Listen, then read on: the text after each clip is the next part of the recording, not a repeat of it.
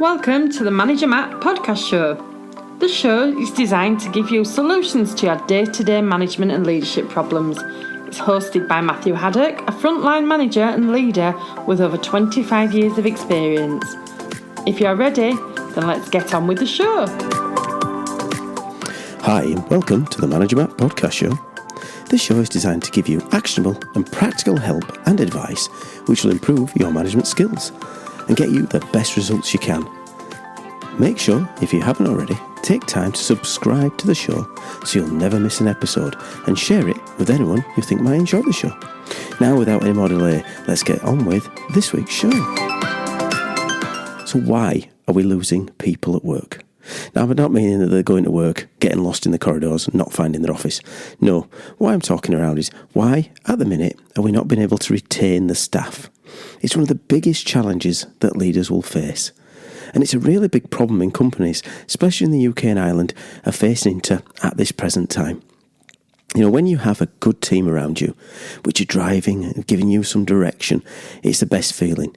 You know that your team's working well. You've given them what the tasks you need them to do. You've set some direction and they're getting on with it and it's firing and it's a great feeling. But on the reverse, if you have one of those team members who comes and hands in the notice, they're moving on, it's like a kick in the teeth sometimes, especially when you've been nurturing and developing a team for a while. But why are we losing people so much these days? And what is going on? You know, why are they leaving the business? And you suppose you can flip it round and think, in the past, why have you moved on in your career? Why are you not doing the same jobs? There are some general points that you can look at when it comes to retaining your team. Some areas which we know are more about the feel of a place. Some people just think it doesn't feel right and they move on, and that's fine. They don't normally last long in your business. It doesn't fit. But there is some real practical reasons that people have been there a while, maybe in between them sort of long stayers, but have got good service in, who are deciding to move on at the moment. You know, all things involved, people need to understand what turns them on and what turns them off at work. What are the challenges and what is the balance between having enough stress, right kind of stress on your people, and having the balance. So let's go through a few points to see what I think is really affecting current trends with people leaving work and moving on. Well, let's start with the big one. The big question everyone talks around is compensation. So the pay you get, the bonuses, pension, medical allowance, car allowance maybe even shares. You know, what compensation do we give people? And what is that driving? There's lots and lots of competition out there in the market. There's obviously lots of competition from what would not be seen as competition in the past. You know, you're thinking of your supermarkets are paying a really good wage. You know, there's even sort of talk that some of the lower skilled, or what was considered lower skilled, you can't get people to do them. Therefore, the money is being driven up on those. People emptying bins is becoming quite a well-paid job, which was, you know, in the past would have been considered a lower-paid job. So that big thing around compensation, are we paying the right rate for the job? Is it keeping up with the benchmarks in your industry? Something that you need to be on top of as a manager and be checking with your HR professionals. Are we in the right ballpark? Do we need to move it? Obviously, moving compensation makes such a big difference to your profit. It's simple. You're going to pay more for your staff. You're going to get less profit for your unit and your business. But on the reverse, if you lose your staff, you're not going to deliver what the customer needs anyway. So there's always this balance around the right pay. And of course, pay covers all those other things I've mentioned. You know, we're going into a situation, especially in the UK, where people are living longer. There is medical issues. The NHS, unfortunately, is under a lot of pressure. So things like private medical insurance, although you do pay through the British tax system, might be something that's worth looking at lower down the scales. And a lot of the talk is about hourly people. So when I say hourly paid people, it's obviously the guys who are on the tools a lot or on the shop floor or doing those work. Their pay is obviously advancing, which means it closes the gap between your traditional staff levels, which would have got those extra things like bonuses and cars and pensions, larger pensions.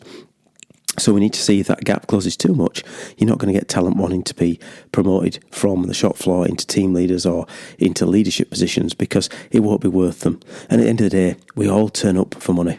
Whatever you think, it gets you through the door, it gets you out of bed. What you do when you're there is different, but that unless you're working for a charity, which you may be, you actually turn up to get a wage, to pay the bills, to keep your family and yourself. So there's something to be looking about. It's still there. It's considered not the massive driver, but at the minute people can move pretty easy for £3-4 and even not more per hour. That can be a big draw for people who have not got a lot of service, or even people in that middle ground that I mentioned earlier.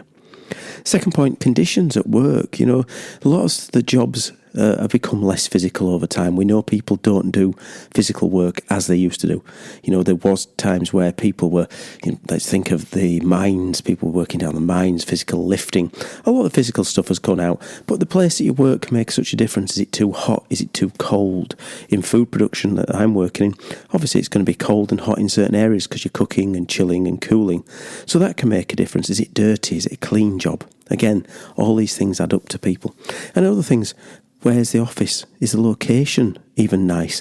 A lot of time we sort of think of the big hubs like Manchester, and Leeds can attract a lot more, especially because it's seen as an up-and-coming place. So graduates will want to go to those big places.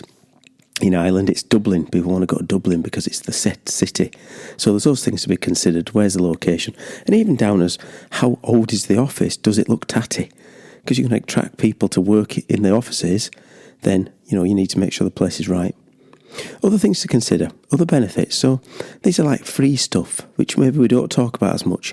Discounts. There's lots of discounts that are available usually through businesses. So that can be things off the shopping. It can be simple as an app where they can get stuff like free gym memberships.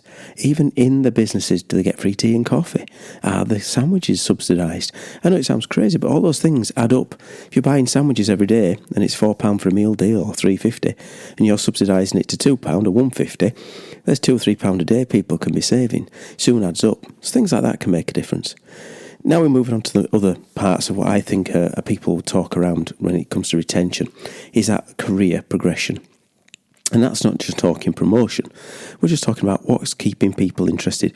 What are we doing to make sure that we can give people a career progression, keep people interested, give them an option to move through the business if they want to, but have the conversations with them so they know the talent, they know that they're being talked about. And on the reverse, if they're not and they are struggling, then how do they get better? Lots of another point that's come up a lot now is flexibility at work. We're talking post-COVID, there's a lot of people who still like to work from home, maybe one day a week. That idea of the length of the day becoming different, so the traditional 9 till 5 or shift work, people sometimes don't want to do that. So you've got to start to look at how do we flex, how do you make sure that people have got flexibility. Some people, are not even applying for jobs unless there's an element of home working 1 or 2 days a week. Things like that makes a big difference when you try to get people in, and you could be losing people who do want to take a step back. When you have these conversations with people, do they want to work a 4-day week? Can you afford that person to work 4 days but retain that skill? Something to think about. Job security, that's something that comes up a lot. Is a place that you're working secure? People start to look when they're a bit worried about the place. Is it going to be here? Is it going to change immensely? Are they going to shut my location down? So again, all those things about job security. Are we making sure we're showing people in our work that the business is there for the long run? That it's not just going to disappear overnight? All those kind of things are definitely worth considering when it comes to keeping people and attracting people, keeping job security. And then we'd look at other things, ethics of the business. I work in food, but I wouldn't want to work in the abattoir sections. I do eat meat, so maybe I'm being a bit hypocritical there, but I wouldn't want to work when the slaughterhouses are, because it's not somewhere I would want to be. So those kind of things, are we being ethically right? Are we a good environmental or modern slavery? Are those kind of things being done right? That can attract people and obviously lose people. So how do we keep people? That's, I suppose, the next point of that. We know the things that are going to drive them away, and what can we do to change? Well, I suppose the next step back from that is, let's have a look at what people we've got and use a risk assessment base to think, who is our risk of flight? Who are the people we are going to lose? And rank, if that person left, how big an impact on our business would it be? And that's something managers should really be doing, is getting a list of your teams, going through, if so-and-so left, what would it impact and how likely is that person? You might get your surprise ones. Some people are very, very open about discussing these things, and others, they may just come in one day and hand the notice in. You didn't see it coming. But good leaders need to have those conversations in your one-to-ones around what is the future of this person, where are they going, are they talent? What are they looking at growing? And on the reverse, some people will be looking at retirement. So, how can you manage that retirement phase if people are going to leave? It's best to have all this information as a good manager up front. It's so easy these days to be tempted. LinkedIn, the internet, headhunters are out there looking for talent, and they can easily send a whole raft of emails out fishing for someone, and you might not really be looking, but your head could get turned, especially if one of those other things don't work. If the job security is not there, you don't think there's the flexibility, you don't see a career path, your benefits aren't there, then as soon as you get those little messages saying, have you thought of this role, you start to think, maybe it's worth having a conversation, and you weren't really looking. But before you know it, you're having an interview in and you're handing your notice in and leaving. So those are the things that you want to be aware as a leader and a manager. How do I risk assess my team? How do I look if they're going to be going? Who are the risks of flights? And if they are good talent, you want to keep them. And I suppose another way is, an honest way is, do you want to keep that person? If they're left, would you want to replace them? So in some ways, those people leaving might be a good thing for your business. So, when you look at both sides, there's a positive and a negative to making sure that you've got a good process and plan in place for keeping and retaining staff.